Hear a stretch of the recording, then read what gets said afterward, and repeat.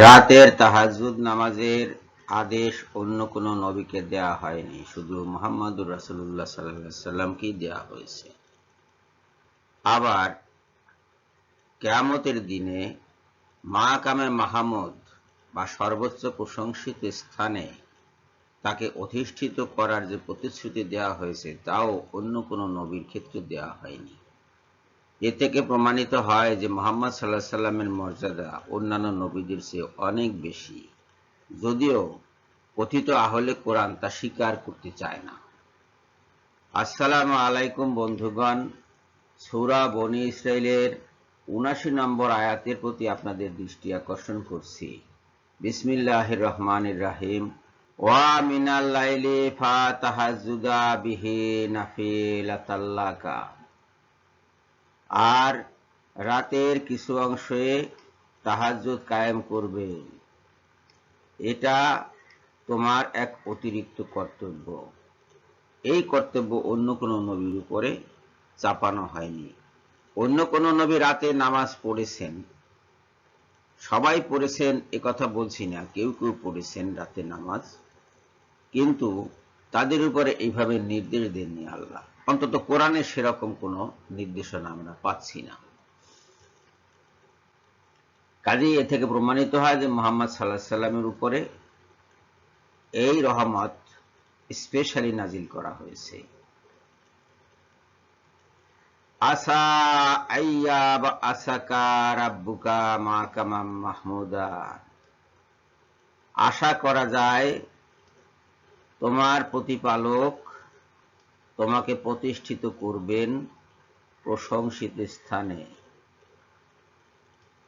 অর্থাৎ যেখানে বসে বা যেখানে দাঁড়িয়ে তিনি সাফায়াত করবেন তার উম্মতের জন্য এবং সাক্ষী হবেন অন্যান্য নবী এবং অন্যান্য কওমের জন্য।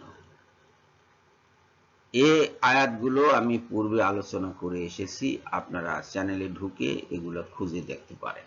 যারা বলছেন যে সব নবী সমান এবং মুহাম্মদ সাল্লাল্লাহু আলাইহি সাল্লামের স্পেশাল কোনো মর্যাদা নাই, এবং যারা অন্য কোন নবীর চেয়ে ছোট করে দেখাতে চাচ্ছেন হযরত মুহাম্মদ সাল্লাল্লাহু আলাইহি সাল্লামকে, তারা এই আয়াত দেখে নিজেদেরকে সংশোধন করে নিন। আমরা আর কত বলবো? তাহাজ্জুদ রাসূল সাল্লাল্লাহু আলাইহি সাল্লামের জন্য নাজিল হয়েছে, তাকে নির্দেশ দেওয়া হয়েছে তাহাজ্জুদ পড়তে নফল হিসেবে। তাহাজ্জুদ আমরাও পড়ি রাসূলকে অনুসরণ করার জন্য, রাসূলের আদর্শ ধরে রাখার জন্য, এবং যেহেতু তাহাজ্জুদ অত্যন্ত বরকতময় নামাজ, সেহেতু এই বরকত হাসিলের জন্য আমরাও পড়ি। সবাই না, অবশ্যই সবাই এটা পড়বে না বা সবাই এই ধরনের ইবাদত করবে না। কেউ কেউ তো ৫ ওয়াক্ত নামাজও পড়ে না, সেটা ভিন্ন কথা। এইটা খেয়াল রাখতে হবে যে তাহাজ্জুদ শুধুমাত্র মুহাম্মদ সাল্লাল্লাহু আলাইহি সাল্লামের উপরে নির্দেশিত হয়েছে এবং তাকেই শুধু মাকামে মাহমুদে পৌঁছানোর কথা বলা হয়েছে, অন্য কারো ক্ষেত্রে বলা হয়নি। এখানে আশা করা যায় কথাটা দিয়ে, এই যে আশা করা যায়, এই কথাটা দিয়ে অনেকে হয়তো বলবে যে এটা তো সম্ভাবনার কথা। এই আশা করা যায় অর্থ হলো যে মুহাম্মদ সাল্লাল্লাহু আলাইহি সাল্লাম যদি ওই নির্দেশ অনুযায়ী তাহাজ্জুদ কায়েম করেন তাহলে এটা করা হবে। তাহাজ্জুদ কায়েম না করলে তাকে মাকামে মাহমুদে পৌঁছানো হবে না। এই জন্য এখানে আশা করা যায়। আল্লাহ পাক আশা করছেন যে মুহাম্মদ সাল্লাল্লাহু আলাইহি সাল্লাম তাহাজ্জুদ আদায় করবেন এবং মুহাম্মদ সাল্লাল্লাহু আলাইহি সাল্লাম তাহাজ্জুদ আদায় করেছেন।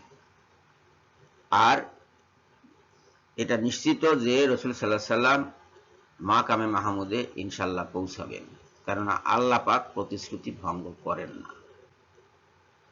সবাইকে ধন্যবাদ জানিয়ে এখনকার মতো বিদায় হচ্ছি। আল্লাহ হাফেজ।